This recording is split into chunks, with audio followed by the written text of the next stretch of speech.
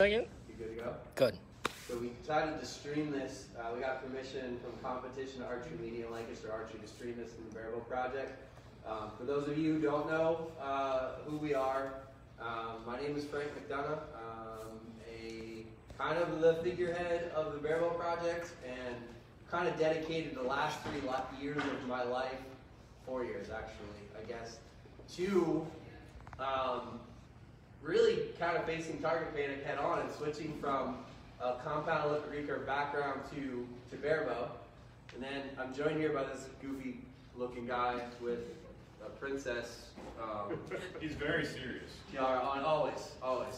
You know, it's funny though, the presence of what we are looking at there is literally the epitome of what you need to deal with target panic.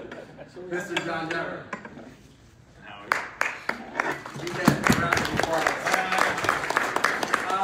So we were talking about, you know, because people freak out about, oh, we'll talk about target panic, and they're like, oh, if I talk about it, you know, I'm gonna get it like it's a disease. That's not the case at all. If you're thinking in that manner, you're already in the wrong mindset.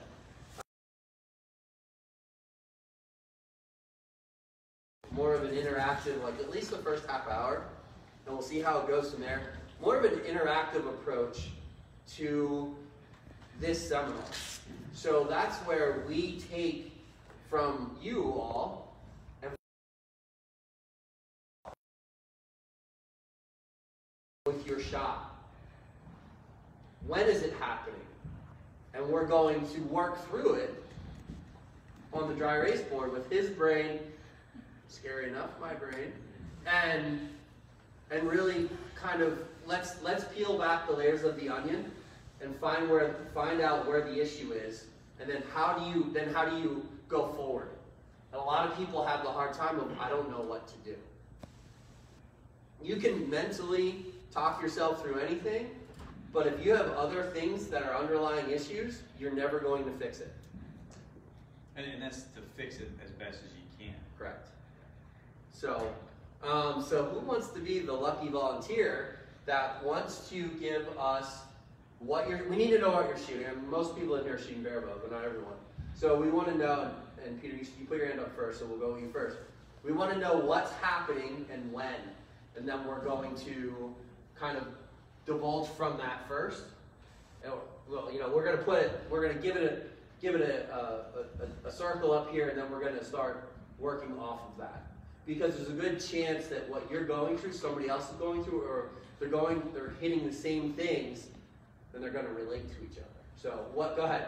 Can I draw on the board? No. Listen, you graduated. This is not preschool anymore. Oh. But do you have an actual thing? Yeah, so okay. So my shot process, I feel like I have a lot of checkpoints. Physical first, I draw, get to set up my anchor, set up my springboard, and then when I start the aiming process, I'm about 4 o'clock off the taper. What I found is, in practice, I like to go to 12 o'clock. I'm looking at the yellow, but I can see at the corner of my arrow tip goes to 12 o'clock, and then it drops in. In practice, I can hold it, once it gets to yellow, I can hold it for 3, 4, 10 seconds, and then give myself permission to shoot. But what I noticed is that at the range I shoot at, if a couple of people start going like, oh, you know, he's good. And you start watching, I get more nervous, and it goes from like 5 seconds to like 2 seconds. Damn. And then today, during qualifications, I was like, I kept telling myself, 3-second hold, 3-second hold. Hit here, I got lucky, it was like 2 seconds, and the arrow was gone. I was getting really lucky with like the mini drive-bys, but towards like arrow 51, it was just straight up drive-by. I'm just trying to curve the arrows into the yellow because I'm so like mentally exhausted from just trying to get myself to hold like I normally do. Okay. All right. So how do we define that? It's just drive-by. Just put drive-by. That's gonna be a popular one, I'm sure. So drive-by. All right. Anybody else experience drive-by? Show or raise a hand. Okay. Perfect. All right. So what do you think? Well, would it be better just to have everybody give what they want, or give what issues they have, and then? Yeah, let's do that. Let's get like a bunch. All right, that's good. So what we'll do is we'll come back. We'll do a round table around that. Go ahead, Mr. Matt Zernzak. So I don't have too much problem getting my tip to where it needs to go and executing that way. But my big issue is performance anxiety. So I can get my tip where it needs to go, let it sit there and float. But I have a process that I'm committed to in practice. But once I get into a larger competition, my problem is completely bailing on the process, right? It's not blackout or anything. Like I'll drop, I can get the tip where I need it to go, and then I start my execution phase, and then as I'm executing, let's say it's a 3-second, expansion, and I'll go, like right 2 milliseconds before I know it's time to go, I'm bailing out of the shot early. And it's only in these really high pressure situations like here. Okay. All right, good. Thank you. Go ahead. I shot off traditional one time, long those and that, and I went to Barebow, and I went through all get everything up, get my form and everything. But when I get it up and put that point down there, trying to float, I get the point, I just gotta look at it. That's as good as it's gonna get. So I don't know if that's just like, I don't know, I attribute it to my. So are you like getting stuck? Yeah, it gets there, I can float that anchor right there, and I keep questioning where it's at, and find that's good. It's not like. Okay. Okay. I don't know how to put that on. Are you letting go as soon as it gets there? Like A lot of times, yeah, it's not necessarily a drive-by, but yeah, it gets to a point of rhythm, okay. Yeah, just faster, I don't know, something. Well, Shoot I think too fast. Yeah, I think we'll put like a stuck in. So, or yeah, and it's then like picture shooting. Yeah, well, yeah, it is. Okay. All right. Good. Thank you. Anybody else? Go ahead, Chrissy. So mine is there's a combination of things, but the one that was really getting me was I'd be stuck up and I'd be trying to work my way up, but I don't have perfect alignment. Like everybody should know this by now. My line is stuck. So if I start collapsing a little bit, yeah, the arrow's gone. So like if I feel like I'm starting to collapse subconsciously, it took me a while to figure it out, but as soon as I start collapsing, my arrow is gone. Yeah, she's just giving up on a shot. Yeah. We can put a class in those. Yeah, that's I think as a topic. Okay. All right. Anybody else? Saw a hand here. I think I saw a hand back there earlier. John. No. Okay. You're talking, John. Hey, you came here, you're talking. Go ahead. I shake when I start to aim. Okay. Barebow? Yeah, long bow. Longbow? All right. Well, first of all, I put collapse. Collate. Collate. So we'll just put shaking right here. I think that's going to be a common thing. People go through that. Anybody else here get the shakes? Shakes. Lots of heads. Okay, good. John? I think mine falls into some kind of stuck aim, but I think part of it, I'm shooting large diameter arrows, so my aiming point is not well refined. It's a very large, fat, what is it, Easton 23 or whatever. Okay. So it seems to just get stuck below the yellow, and then I compromise. I think, like, sometimes I want the crest of the arrow at the bottom of the yellow, or maybe it's at the red-yellow interface. Yeah. And I think that aiming point changes because mentally, my aiming point is so large that I don't concentrate on aiming small. Okay. I don't know if that's the type of. Let us unravel it a little bit. It's Yeah. good. For me, I freeze. Like I'm shy in yellow. So when I'm at full draw anchor, I just can't get to yellow. Yeah, that's going to be the same as stuck. But like when my tip is at yellow, my brain goes to overdrive, and it's just like release, and then I end up snap shooting. Yeah. Okay. Good. Anybody else? Go ahead. Mine's a compound, but when I pull back and I anchor in on it and you get in the dot and the bow just sits there and bobbles up and down. It's not really shaking all over, but it sits there and goes up and down. I mean, just especially when I'm aiming. Yeah, we'll just talk about it under shaking. There's still a similarity to compound and barebow and Olympic recurve for that purpose, though, without a doubt. question, and we'll probably get into it when we start talking about holding position, biomechanics, and stuff like that. So that's good that you're having that conversation. I would be curious to see what your full drop position looks like, both from a face value and then up from above, because oftentimes that's what it is, you know. And then we'll get into that. So anybody else? There were other hands. Yeah, go ahead.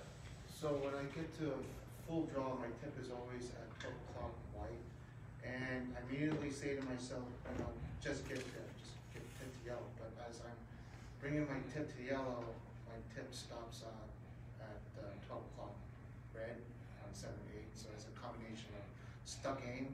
So I try to force myself to slowly go down to yellow, but at the same time, I'm trying to hold that tension. So that physicality of trying to hold it is starting to creep in, and all of a sudden I collapse. Mm-hmm. And when I get to the yellow, then I release. So it's All right. kind of like a slow drive-by and stuck aim combination of somewhere there. Okay. Yeah. No. I think that's already kind of up here already. Anybody else? Before we start really kind of unraveling some of this stuff. No? Sure? How many of you in some way already can relate to something that's on the board? Let's put that out there. Okay. All right. Good. Excellent. So, you know, we talked about, you know, like top 3 things to help and stuff like that. So I'm going to follow this up real quick with a question, and that is, have you tried fixing it yourself? And were you successful in any means necessary? No. Just didn't know where to go, didn't know how to move on, didn't know how to fix it. So I don't know anybody that aims better than he does, other than eyesight, because that stuff we can't really. But so let's just talk, because everything's aiming oriented, except for performance anxiety. So let's talk about aiming, a proper aim, a comfortable aim, a little bit, and then let's start going by. I think that's just going to be very individual. Like, you know, my aim's going to be probably a little bit more, you know, smaller than Frank's. Yeah, for sure. Grayson's might be a little bit tighter than mine right now. We have to be honest with ourselves. First and foremost, we got to be honest with ourselves. Like, you know, not everybody can pull out a driver and head as far as Tiger Woods. You know, and it's just what it is. Some people are just like average 250 drivers. I mean, it's the same thing with me. You know, some people are just going to be small aimers, and some are just going to have to accept that. You know, they're not, whether it be blood pressure or you know, other issues, that we're just not going to have a super good aim. And part of actually having a better aim is accepting that we're not going to be perfect, and we have to, you know, just accept that we're going to do our best that we can within our capability. And usually for me, like in the past, like when I'm struggling aiming, I just got to accept it's not going to be a great aiming day, and I just got to work with what I got, and I'm just going to execute the best I can under those pretenses for that particular day. I mean, a lot of the aim for me comes with holding position. Make sure we're in the right holding position. If we have a weakness in our holding position, that's going to make, you know, aiming a lot harder. We're going to make it extremely difficult for ourselves. So I'm going to put, we're going to end up drawing all over this board. Let's put holding position, because that is definitely a topic that John and I talk about in person, or people send us videos, or, you know, we'll have discussion. People post stuff on Instagram, and we look at it, and, you know, you guys don't see these conversations, but we're like, you know why this person's having this problem, because they're just exploding out of the shot every time, and they're not working on it. So we're going to just put holding position here, and we're just going to start connecting it to, let's get a survey of the room. Do you think that the holding position is going to have an effect on your drive-bys? Yes or no? Yes. Yes. Okay. You are correct. I would agree. How about stuck aim and sight picture? If your holding position isn't consistent or solid, do you think that it's going to have an impact on your sight picture, being stuck? Do you think that's everybody? Is that a mutual agreement across the room? Okay. Good. Shaking. Definitely. Definitely. I got it definitely. Does everybody agree with definitely? Yes, Okay. sir. Collapsing. If anybody says no, I swear. All right. And then performance anxiety. A little bit. Well, go ahead. Oh yeah, a little bit. It's not going to be like 100%, but Well, definitely. Are you It's going going to make it more relaxed, for sure. It is, oh, for sure. This will happen less. But think about it. If you are collapsing and you know you're collapsing, is that going to affect this? Yes. If you are shaking, It's going to make that circle bigger. Oh, it's gonna, I know. Right? How many of you, and I'll give you an example of where this can come in. How many of you have banged 2 arrows down the middle, right in the 10 ring, and that third one gets there, your brain goes to who knows? Yeah. And then all of a sudden you're like, because you know what happened. So that's a perfect example. So shaking all of a sudden, I mean, this is literally going to look like a roadmap, and we're done. But so shaking, obviously, and I'm going to try to keep it as clean as I can. I'll come around this side. So we agree that shaking is jumping into performance anxiety. If you're occasionally shooting drive-bys, let's say there was a young lady that took our seminar that we did last weekend, Stephanie McCullough, right? Her husband said, you should tell these people about that seminar just because she had a 100-point improvement in 1 week. 1 week. Took our seminar, came to the classic, shot a 100-point personal best. She shot a 430. She has shot 0 competitions in her life. Just practice scores. And we changed a few things, and we gave her, some information. But her holding position, her natural holding position, I'm jealous of. It's incredible. It's very similar to his, believe it or not. And it's just natural. But it's amazing what you can do when you can clear up the brain and you start, let's say we get rid of, we just work on this one thing. What have we already accomplished? And what it hurts here and its effect on all of these. And obviously, I put this in here and I didn't circle it because we bail out of shots for so many reasons. Tons of reasons. So do we all agree that holding position is definitely one of, if not the most important thing that is affecting all of these things that, sorry Lancaster, under that umbrella of target panic. I'm going to write it off target P. I don't want to write it out for it. I think it's but do you understand? And I'll go out on a limb and say, if you work with a coach who doesn't look at this first, they don't know, they're not really addressing your issue. They're just trying to mentally talk you through it. I've said it a million times. I mean, form isn't everything, and we've had that discussion too. We see people with super unconventional form shoot amazing scores. I think the difference in that is when you have a really solid holding position, compound related. This is 100. I'm a compound shooter. He's a compound shooter. It's not any different. But when you clean up that holding position, it allows you to be more comfortable at full draw. I'm obviously not shaped the same as him. I'm a lot taller, longer limbs.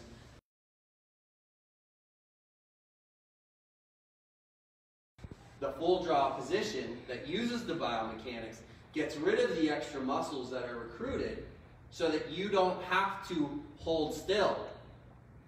The holding position is going to fix a lot of your performance anxiety. Now, however it's related. Do you want to? You're good. Okay, perfect. Just like the podcast. The other thing I will also say about holding position, you guys hear me talk about it from a coaching standpoint, is that negative tension thing. When we did our seminar, we did that best drill that I talk about, and I don't have anybody here that you took it. Remember when we talked about when you close your eyes and you naturally float one direction and the other, and how you all of a sudden notice that's where your misses are going, right? The holding position, just because it looks good doesn't mean it's great. And you may still be leaking negative tension into your shot somehow.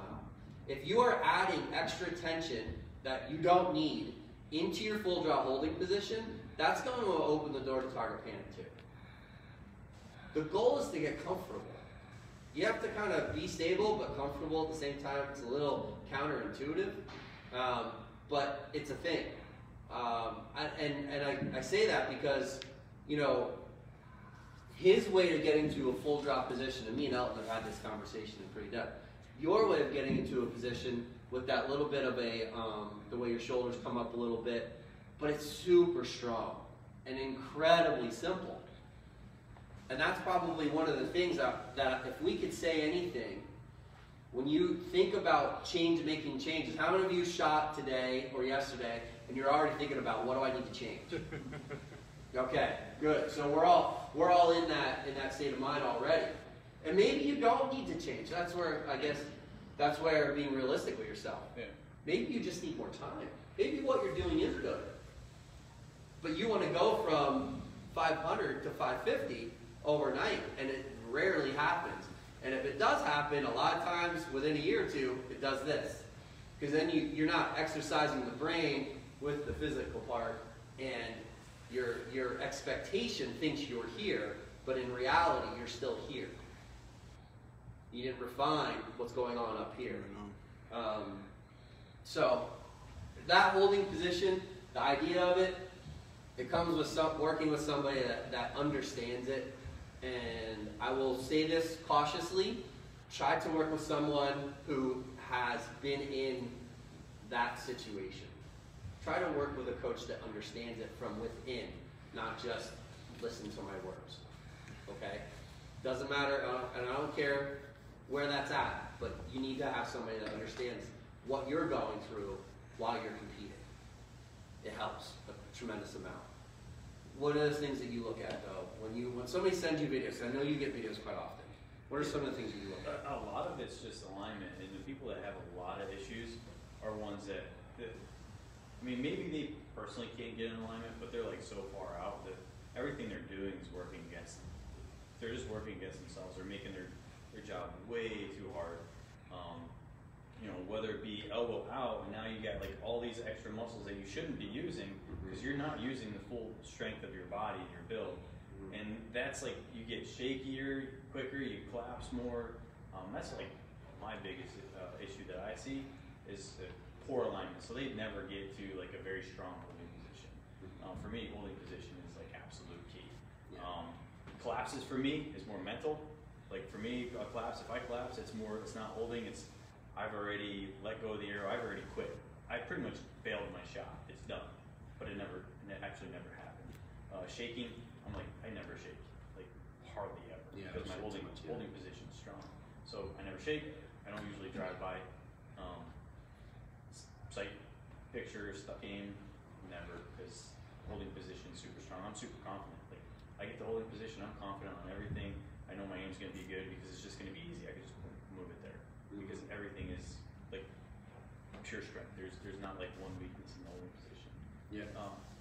So for me, it's always form. Like someone shooting a very subpar form. Like even like you worked with Robbie in the beginning. Robbie's form, like from the outsider, it looks pretty good, but it definitely wasn't strong. And you know, he had a lot of shaky shots. You watch him shoot, and he shakes quite a bit. That definitely worked out. Let me put one little like editor's note on that. If you make changes to your form, don't expect amazing results within one tournament. If your expectation is, I just changed my form, I'm going to be great, there's a lot more that goes into that. So again, it's about being realistic about yourself. And that we have this incredible habit of putting ourselves up on this huge pedestal, and you need to stop doing that. No, and I'm going to be completely honest with you. Nobody gives a shit how you shoot. Nobody. You do, and you do too much. You're not focused on what's happening. You're not focused on the shot. That's where you have to draw yourself back and be like, ZFG. I'm not going to say it. But ZFG, he put it in his Instagram post. It's the truth. That's the approach you have to have. Zernzak experienced this a little bit.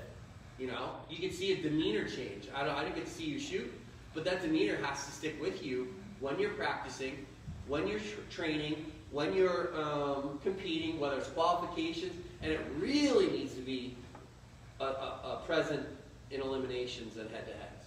Well, it's kind of funny. One end I shot a 31, and I just shake my head and walk off the line. They're like, "Why are you so mad?" I'm like, "No, that's normal. That's like, I shoot a good end, same demeanor. Shoot a bad end, Absolutely, same demeanor. Yep. You can't let that, build up." Yeah. Anyway. And we always talk about, like, target panic does not define who you are. It doesn't. You're the same person when you walk into a tournament that you are when you leave. And we get so hard on ourselves. You have to let it go. I'm not gonna say. Right. But you start singing. Yeah. You have the right crown on your head. Let's talk about that holding position, and then we talk the shaking, holding position and shaking. There's a good chance. Like, who was it said they were stuck below? I think you both said you get stuck below, right? Or no, you get stuck above and stuck below. But are you shaking? Good chance that your holding position is pretty damn good. You might have a few things that you can make check. Think about that. If you're not shaking and you're just getting stuck, but you're pretty calm with that stuck, it almost feels like there's like a weight on your, and it just won't move. It's not that. It's that you are. We didn't write it. We didn't really write it. Well, the sight picture driven. You have a sight picture driven release.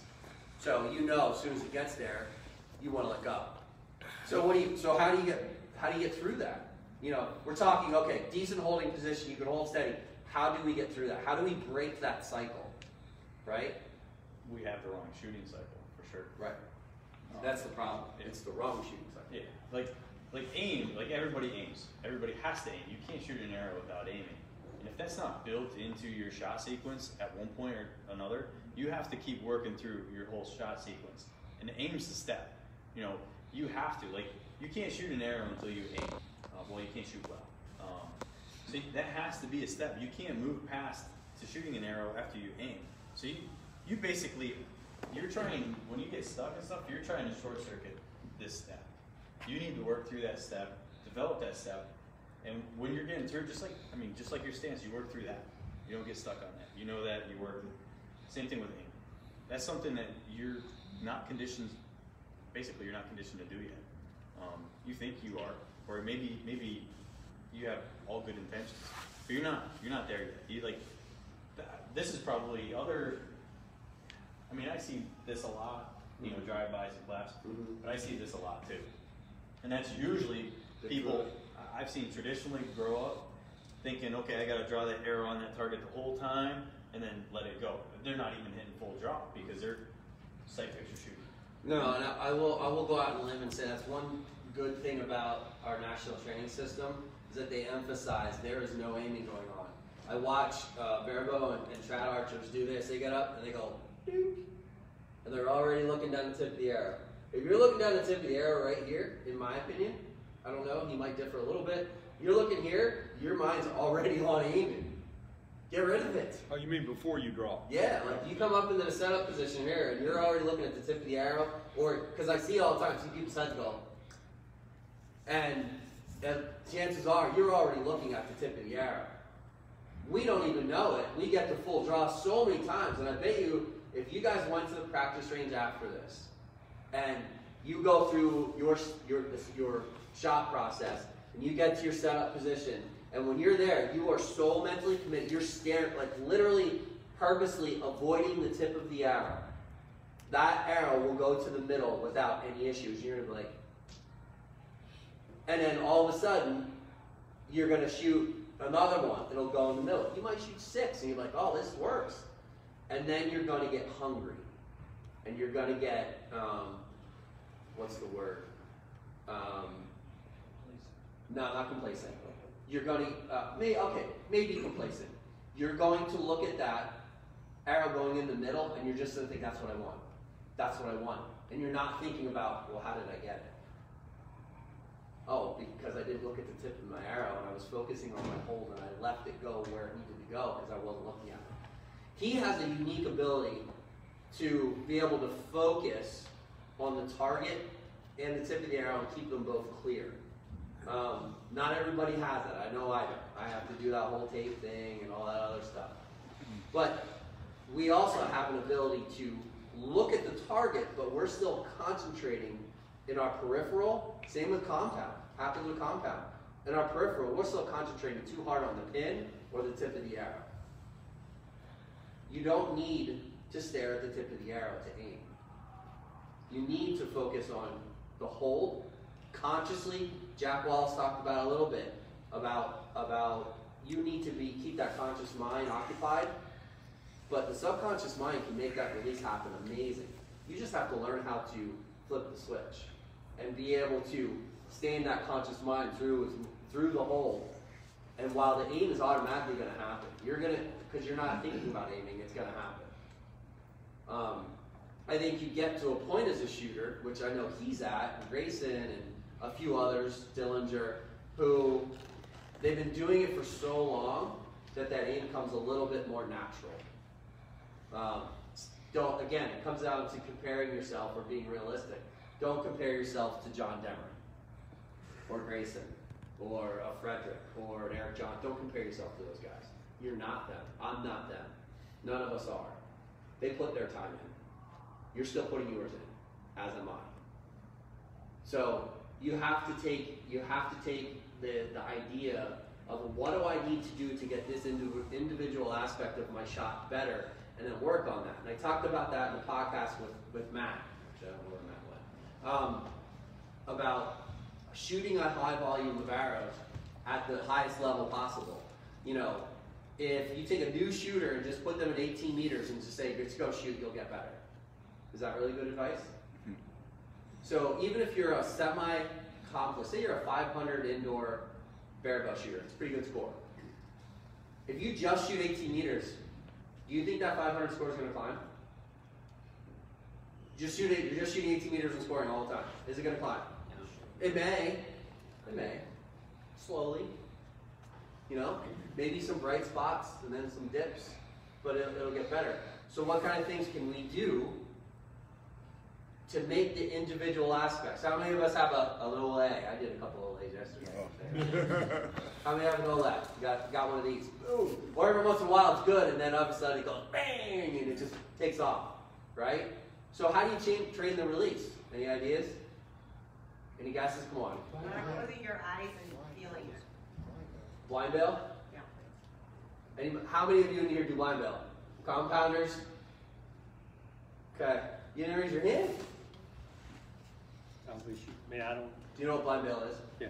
Okay. So I separate the two. Blind bail is eyes closed, 3-5 meters. Blank bail is eyes open, no target face. You know. Okay, that's what I mean. I do that. I take my sight off before. But Yeah. I'll be honest with you. When you close your eyes, like if we shut the blinds, turn the lights off, and everything's pitch black dark, don't your other senses come alive? Right on. You have to find that part of the feel of the shot to understand when you train it. So in those moments where maybe your aim wasn't real great, you will fall back in that pattern. You have to train it. So it's just a performance measure. It's like it's a performance point of the shot process. Break the shot process down. Is my stance repeatable? Is my hook repeatable? Or my hand position on my release, whatever release you use? Is my grip repeatable? Am I doing it one time? That's another thing we saw at the seminar. We see shooters across the world, and I'm way off topic a little bit here, but simplicity. What's your acronym? Oh, it's just KISS. KISS. Keep it simple, stupid. Yeah. Make your shot process simple. Don't do all that extra stuff. Make it a forgivable and easygoing, solid shot process. That's it. That's it. Don't do all the extra stuff. Right, Peter? Right? Don't do all the extra stuff. Yeah. Yeah. He knows exactly what we're talking I about. got a lot of shit for whites to do. All right. I think we kind of covered the idea of the holding position. So we know about the holding position. Good upright position. Not a lot of excessive movement. Go from the set position to the setup position, whatever your process is, getting right to anchor, I have found, is a super, super beneficial thing. Not big, huge movements and doing all of this crazy cockamamie stuff. Just get there, you know, and get there in sort of a direct line and have a solid anchor. We found, one thing we found at the seminar was a lot of people are shooting a super, super shallow hook. You can get away with that on a recurve. You got a clicker. All you have to do is get through the clicker. But in Barebow, there's this like fallacy that, oh, I can't make a deep hook shoot good. You know, honestly, I think in some ways you can get a deep hook to work better because you're away from those nerve endings on the ends of the fingers. Plus, it does a couple of things. One, it gives you a really strong hold. You know, you can train to let go. You can train to let that string pull through the fingers. And two, it gets that string away from your nose a little bit further.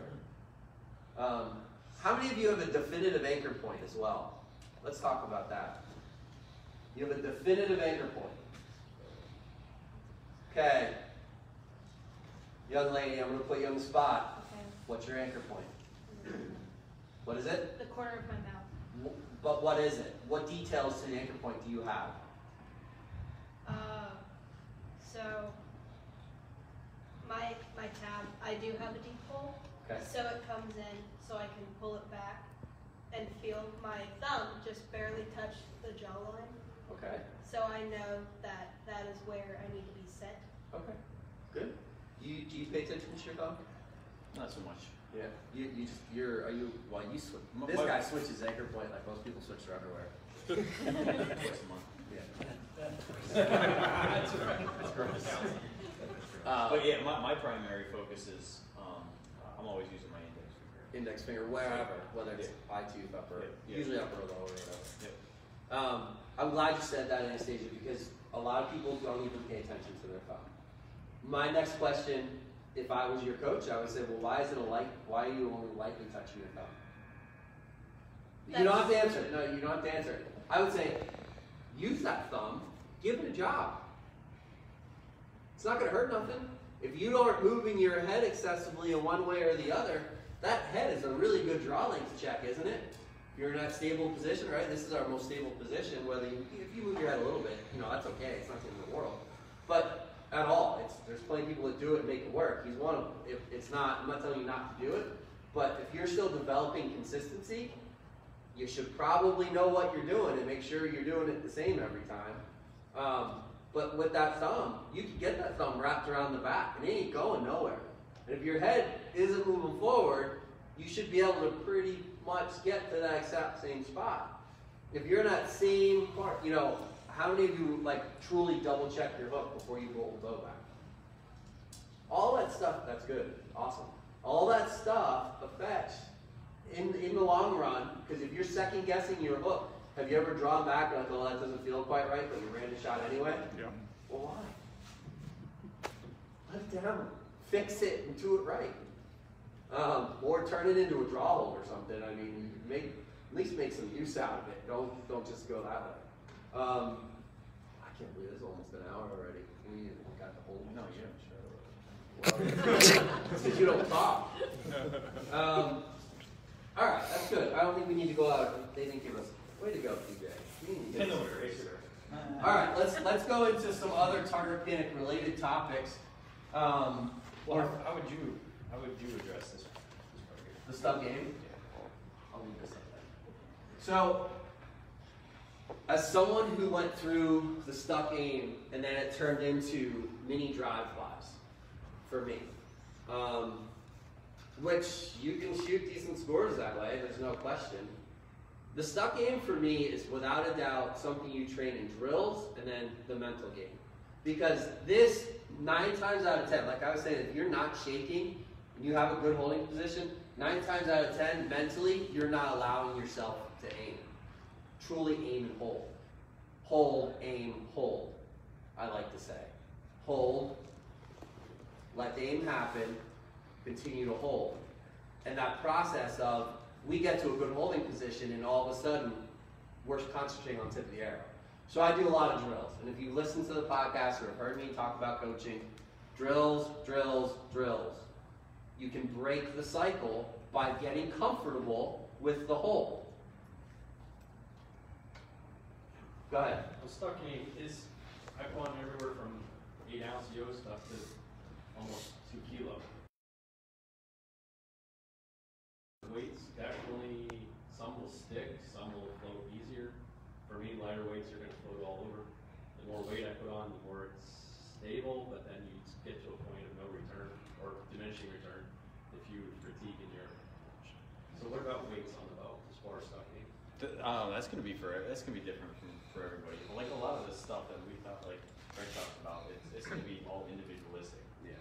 Like I like a bow that weighs 6 3/4 pounds. That's what holds best for me. It's always held best for me for like the last 5-6 years. I just place the weights where I need to put them. But you know, you might be 7 pounds. You might be 6.5 pounds. Like we're all gonna be different. Like Spanky runs at like 10, 20 pounds. We're all gonna be different. That's something that's good. There's no like right or wrong answer that you're gonna have to play with that. I can shoot an unweighted riser pretty decent, but my float hold is still good. Float kind of starts to deteriorate quite a bit and pretty fast too. Same thing if I get too heavy. So I think we experience the same thing, but there's no right formula, so to speak. That's just going to be all individualistic. Now, let me get to your large arrow thing. This is the same thing with compound. When I shot compound, I can't shoot 29,000 pin. It's too big. I can't aim good with it. It covers up too much. It covers up more than the gold on a feet of face. It covers up more than white on an NFA face. I always had to shoot like a 19,000 because that's what my eyesight told me. That's what I see better. I see 19,000 better than I do, you know, 29,000 or 39,000. Same thing with arrows. You're gonna find what you can see better. Some people like a bigger arrow, so it kind of like blurs things out a bit. They don't run into the, you know, the well of, okay, I have to really fine tune this, you know, aim on this big arrow. You know, you might run into that. Or I like a middle of the road arrow because the way I aim, I put a circle on a circle. So for me, like a maximum size for me is good. It's like 8 ring to 8 ring. I can just line them up. I can find 2 circles a lot easier. If I run a 23, for me it's like 6 ring to 6 ring, if not a little bit bigger. So it's harder for me to line up 2 bigger circles. And if I run like a micro, I think a 166 works out pretty good too because that almost yellow to yellow. You know, 9 right, you know, edge of 9, edge of 9. So that's what works better for me visually. So everything we're doing, like holding position, you gotta do what's best for you. What's the strongest position for you? How you get to that position, it's all gonna be individualistic. Like he said, he gets the holding position a little bit different than I do, but we all achieve holding position. Doesn't mean his is wrong or mine's wrong, but we all get to that. Same thing for arrow. You know, what you see better, that's what you need to run. Like, don't make this any harder than it needs to be. Because when you make this harder, everything else is going to come along and it's going to be harder and harder to do because now you're focusing on the wrong things. You're not focusing on shot execution. Now you're trying to focus too much on aim. And that's just going to break down your shot. It's going to you're going to lead to more collapses because now you're going to get more stuck on sight picture aiming, sight picture shooting. So that's something that you got to work on yourself and see what works better for you. And what works better means you have to try 3 different size arrows. Pretty much. 3 different weight setups. Pretty much. If one thing works good for you and you're okay with it, then stick with it. Then stick with it. But that learning process. But if you want more, you got to try the other stuff to see if you can get more. Yep. Thank you. So, and just also to go back on the weights, like if you're using weight to try to fix your getting stuck, it's not the problem. Yeah. It might help if you find a weight that shoots better, but 9 times out of 10, we don't even know what our bow does after the shot because we're flailing in the wind or, you know, doing mini drive-bys, and you don't really know what the reaction is on the bow. I mean, to truly understand what the reaction is on the bow, you know, there's a handful of us out there. Watch it. You know, we're at full draw, and you see that good shot. The string pulls through the fingers. We're not letting go. String pulls through the fingers. The barrel of the gun, you know, that NTS term, stays intact. The bow shoots straight forward toward the target, and the bow arm doesn't move. I've said this a million times, and holding position affects it. Stuck aim is in anticipation of that explosion. You're just waiting, because you're like, boom, it gets the middle, I'm gone. You have to, so if we're going to expect this big explosion to happen, that stuck aim is going to be the precursor to the explosion. But what if we get rid of the explosion? Right? Should I do the arm circle thing? How many of you guys have done the arm circle thing? A couple of you have. All right, so we're going to do an interactive thing. Why don't you get up and face this way? Everybody stand up. We're going to talk about how this has a target panic effect. I want you to go like this. Put your arms straight out. Try not to poke the person next to you. All right? We want a nice, calm bow arm. Do we all agree? Right? So we're going to make our bow arm, we're going to take little tiny circles with our bow arm. Tiny, tiny circles. Let's pretend we have one of those big flailing releases. Go big circles with the other one. What happens to your bow arm? It starts moving. Starts moving, doesn't it? Do they start fighting each other a little bit? All right, sit down. John and I talk often, we talked about it in the seminar, about that even tension. It's an important role in something that I've been working on developing myself probably the last 6 months. It really started to make sense for me around the US Open, the Outdoor Target Nationals started to make sense. It's a hard thing to do, but it makes aiming so much easier. You guys just demonstrated for yourselves that a big release and a steady bow arm they're fighting each other. Our brain wants us to 50-50. We want to match that tension on both sides. That's a big part of your ability to hold steady, right? Yeah. So can you talk about how you developed that and what the effect has been, or why it's been so beneficial? It's like everything else. We need balance. For me, it's kind of weird. So like I'm holding 40 pounds, right? If I'm pushing and I'm trying to push like 50 pounds, and I'm trying to release at like 38 pounds, I'm gonna have a slight collapse. If I'm going too explosive, everything wants to just overexpand, and I start running into contact on the wire, the rest, my arm guard. I start running into a lot of contact. If I try to shoot, again, if I'm trying to shoot 40 pounds and I try to shoot like a 38-pound shot, I start collapsing a lot more. But if I run it where I'm holding 40 and I'm just giving a little push, a little pull, it seems to work so much better. Everything is so much more relaxed, effortless. Does it make this a lot easier to deal with? Yeah, because everything is much calmer. Everything is like, we do need that balance. I had a comment today at shooting, and a young lady like, wow, you don't really have that much of a follow through, that much, your bow arm's pretty steady. I'm like, yeah, because they work hand in hand. I'm like, I can't just completely rip it and try to hold that bow arm, because now this turns into work. I have to overwork to keep that steady. And if I'm ripping, this thing, like you demonstrated, it wants to move. And now I'm focusing more on this, and now I'm starting to anticipate more, everything starts to get a little bit more pressure. So yeah, for me, you gotta find your personal balance, what works for you too. It might be just a little bit more dynamic. It might be a little bit more relaxed. As long as you don't start creeping into like the dead style release, because then your ups and downs can get pretty erratic. You can't shoot pretty good that way.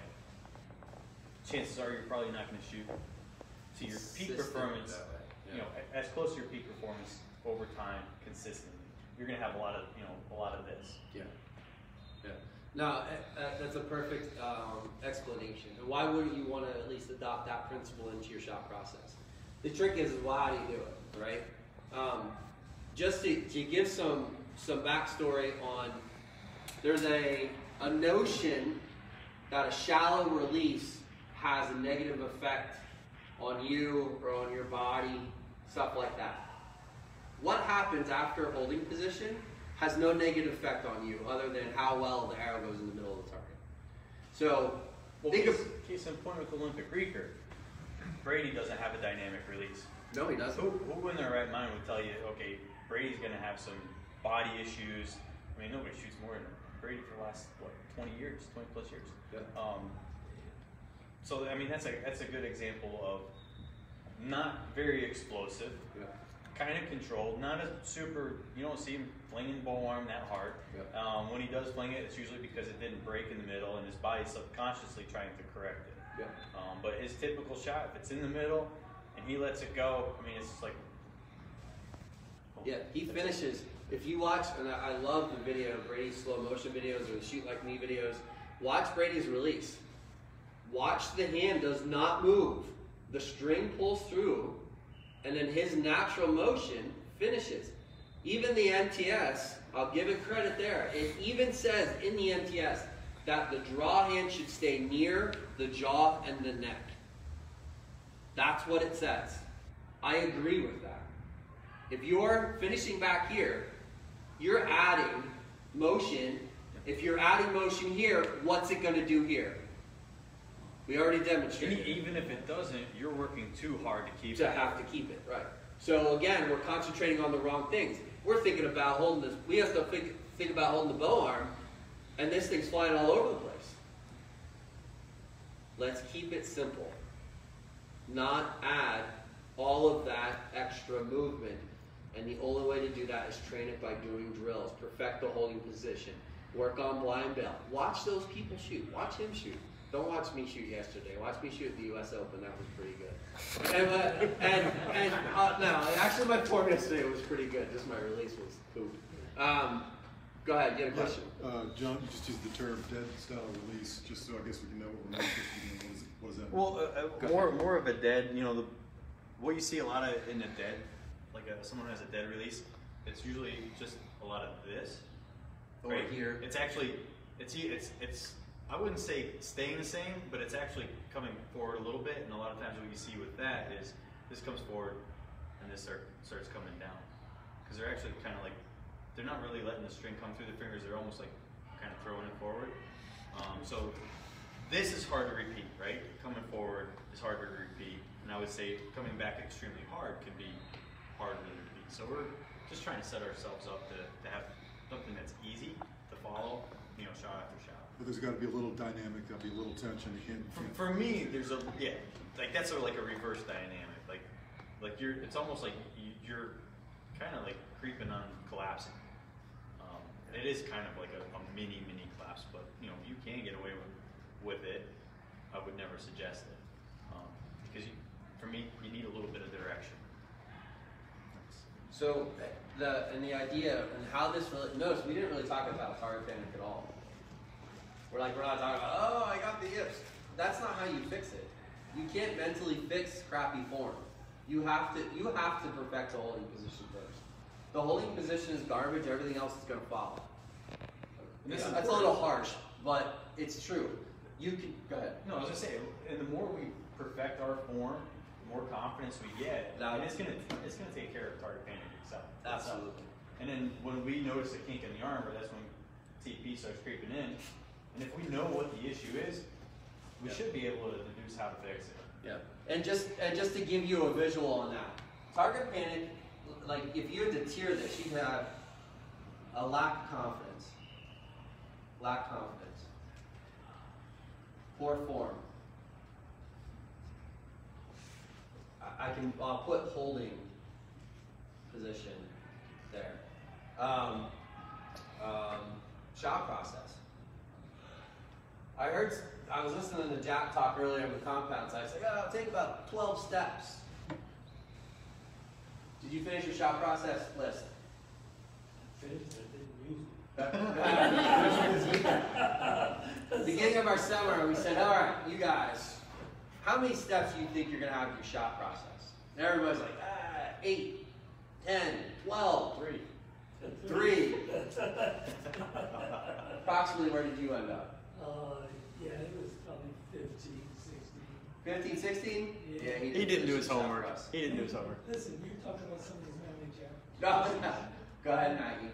I ended at around 24. You're at 24. Did you finish? I finished. You finished. You think you finished. You got it. Well, I know. I think I know a little step better than you. No, I'm just kidding. But no, 24. That's a good. That's a good. There's a lot of steps in there that you do that are subconscious. You don't even know that you do. I bet you if somebody really got with a fine tooth comb went through their shot process, I bet you're upwards toward 50, even 70. Compound shooters, Larry Live says somewhere from 70 to 100. Because there's so many, and think about it, I mean, there's so many things that we do, we don't know we do them, so we can't correct them. Well, okay, so I have a friend, part of it, and it's not gonna have too much to do with it. No, that's fine, go ahead. But it's a basic step. And I about smacked him in the side of the face when I saw him do this. He'll come up to his crawl, bump his arrow, right? So he bumps his arrow, figures out his crawl, he comes down here, and then he starts doing this, he gets comfortable, I'm like, what are you doing? Like, you just changed your crawl. Did everybody see that? Did you guys see it? Yeah, so, again, he comes up. Turn this way, turn so that, no, the other way. Like, so they can see, there you go. There you go. So he comes up, bumps his arrow, right? Figures out his crawl, comes down here, and then takes his hand and removes his hand and gets into a better, feeling position for him. Or he should have just done it, because what happens, that's just gonna screw up your whole crawl. You can move your crawl literally that much by just moving your hands like that. Just simple. Like, he didn't even know he's doing it. And he's wondering why, okay, his left and right's pretty good, but shooting field, he was 3-ring the 3-ring, and he was probably just outside of the gold left and right. Yeah. Because he's doing something simple like that. Sure, absolutely. How about, here's a question, survey the room. How many of you know how high you during the setup, so this is the setup position, how high your bow arm goes? 1, 2, not many. I know you better. 1, 2, 3, 4, 5, 6. Good. Do you know why we asked that? Is it going to be more repeatable in the back end of the shot if you raise your hand and put your palm over the target? I'm just using that for reference. That happens to be what I do. You put your palm over the target, or if you go high, if you go low, if you go left, you go right. If you go to the exact same spot every time. So I'm blanking out, right? I'm going up, blanking out the target. In setup, draw to load. And as I draw to load and come into my anchor, it comes right to the middle of the target. Every time. Never looked at the arrow one time. Go to the same spot. Boom, boom. Boom, boom. Or, what if, and I'm not throwing a dig at people with big dynamic form that is similar to what you see in Olympic recurve, but if you do shoot Olympic recurve, this applies. People are doing this stuff. And going all, but what's going to be more repeatable, this or this? It's very simple. It's very simple. Again, to go back to the release and that idea of, getting stuck and shot process, I want to comment on that shallow release technique. The string pulls through and I finish where I finish. That string pulling through your fingers and your hand finishing where the barrel of the gun just maintains, that is your true follow through. Brady, why does the bow have to tip forward and get out of the way? Why? It's a very simple question. Go ahead, somebody's got to have that answer. Stabilizers. The natural movement of the bow is to go forward and swing. So what does his bow arm have to do, right? So he's here, bow arm goes forward, string pulls through, he goes forward, he does the sit motion because the stabilizers, and as that bow continues to swing, this arm keeps going. What happens with this one? Goes with it, doesn't it? So in barebow, does our bow tip forward? No. No. We all agree it does not tip forward. Because we got weight on the bottom, typically, we configure that weight so it has as minimal movement as possible, essentially. So if this isn't going to move, does this have to move all that extra then too? No, it doesn't, does it? Find your 50-50, equal tension and direction on each side of the shot. When you do that, holding in the middle becomes a million times easier. Holding drills, blind veil, progression drills. If you want to know about those, we can go into them. They help with target hitting. Learn to get comfortable holding in the middle. You literally can fake it till you make it. Just hold it there. He can hold in the middle for probably at his peak, 45 a minute, no problem. That's a long time. Go ahead. Are aiming drills without shooting bad? Not at all. How are you supposed to know what your aim is supposed to feel like? You can keep, like I talked about before, keep shooting 18 meters and see how quickly you get better. Take a month and do just drills. Think about progressions of aiming, right? Blind bill, perfecting the release, and then go back and shoot an 18-meter shot. Do 5 draw holds, do 5 blind bill, and then go shoot a shot. I think it's damn near perfect. So that's where, I mean, this, I mean, I guess this is target panic related. If you're going to shoot, say you shoot 200 arrows in a week, and you're just shooting 18 meters, right? And you shoot an average of 450. That's your score on a 600 round. So you divide that by 60 or the 200, and you know what your average score is. Instead of looking at it as an average score, that's you're rating that shot. That's what the rating is of all of those shots cumulatively. But if you go to blind bill and shoot 100 blind bill, and you do 100 5-second draw holds, are those all a 10 out of 10? Roughly? Are they almost perfect? Damn near perfect? So what did you benefit from the most? Shooting 200 arrows at a 4.5 average, or whatever it is, or 200 arrows damn near perfect? What's going to have the most carryover? Will that help target panic? Will that help you identify and know your shot process? Will that, if you have poor form, will holding drills really, will holding drills help your poor form or your poor holding position? If you're you have a poor holding position, the holding drills are going to suck. But when you have a good holding position, they're not so bad. Will your confidence go up? If these go up, get better. Do you see the relation to it all? This isn't real. We all have it. We all deal with it. It's how you prepare for your tournaments and have the knowledge of all of this stuff that really has the biggest impact on this.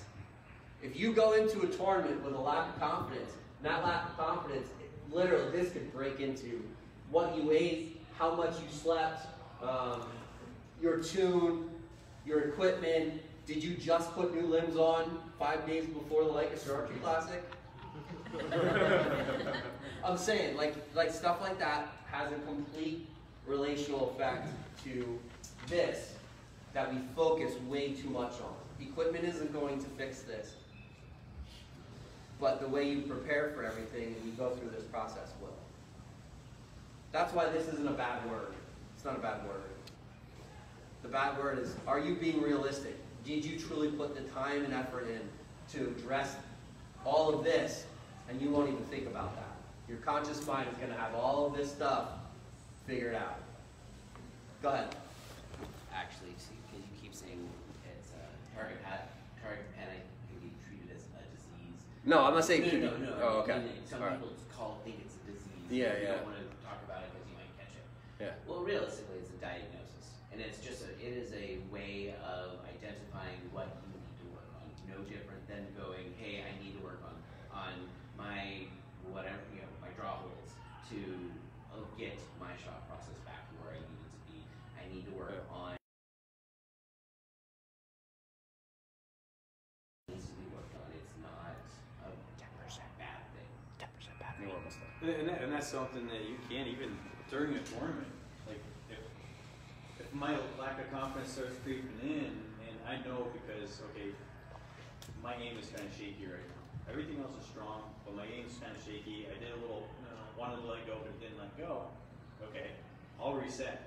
If I don't reset, I need to be kicked in the rear. But I'll reset, and what I will do for me, if the aim was the problem, I change my rhythm a little bit, so I can right then and there on the line, right where it counts. I'll change up my aim sequence. Okay, now it's not okay. When I'm comfortable, I can move into my shot. Now it's okay. Now I got to hold and maintain it a little bit longer to reestablish in my mind that I am in control of my aim. And then once I get past that initial rhythm, I already got it.